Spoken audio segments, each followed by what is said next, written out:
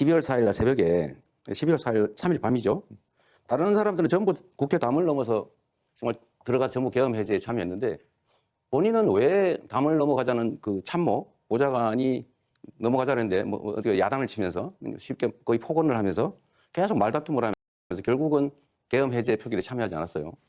저는 이게 결국 싸우는 척하면서 결국은 실제로는 계엄 해제에 반대한 거 아니냐. 그거 담 넘어가면 되잖아요. 왜 안 했는지 일단 궁금하고. 두 번째로는 지금 단일화 논란이 많은데 저는 이번 내란 극복이 이번 선거의 가장 중요한 과제다라고 생각해요. 그런데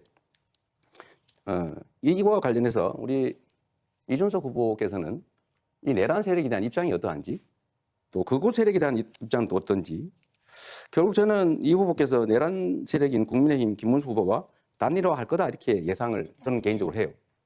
근데 당권을 주겠다든지 총리를 맡겨주겠다 이런 제안이 있었던 걸로 보이는데 단일화, 이 내란 세력 후보와 단일화 할 건지 궁금해서 한번 물어봅니다. 이거 뭘 또 거래를 하는 거 이건 불법 아닌가요? 저는 결국 이재명 후보가 음모론적이고 세상을 참 삐딱하게 보고 있다는 것을 다시 한번 증명하고 있다 이런 생각을 합니다.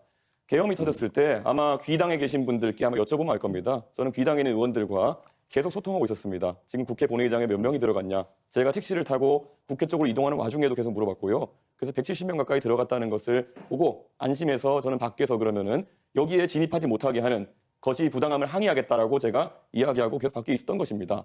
그리고 안에서 국회의장 비서실에도 연락해가지고 여기 밖에 지금 4명 정도 의원이 못 들어가고 있으니까 와서 우리를 들어가게 해달라라는 요청까지 했고 실제로 그분들이 오셨습니다. 비서관에게 그 얘기를 했을 시점은 이미 표결이 끝난 시점이었습니다. 제가 도착한 시점이 표결 한 5분, 4분 전이었고요.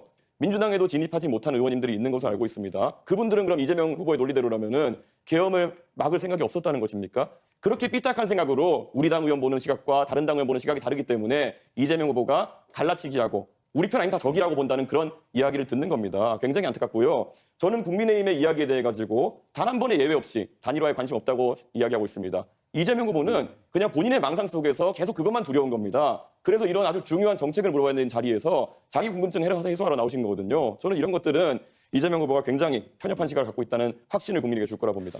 네, 제가 정리삼아 이 말씀을 한번 드려볼게요. 그렇게 설명하시면 됩니다. 국민들은 의구심을 가지고 있죠. 거기서 말다툼을 해서 시간을 보내고 의결 정족수가 충분하니까 계속 싸우고 있겠다. 이건 저는 국민들께 납득하기 어려울 거라고 생각해요. 물론 단일화 문제에 대해서는 나중에 결과가 결국 나오겠죠. 그때 가서 보기로 하겠습니다. 어떤 병한테 명령받았길래 이런 소리를 해? 국회의원이 국회에 못 들어가니 말이 돼? 좀 담 넘는 거 어떻게 시켜 임마.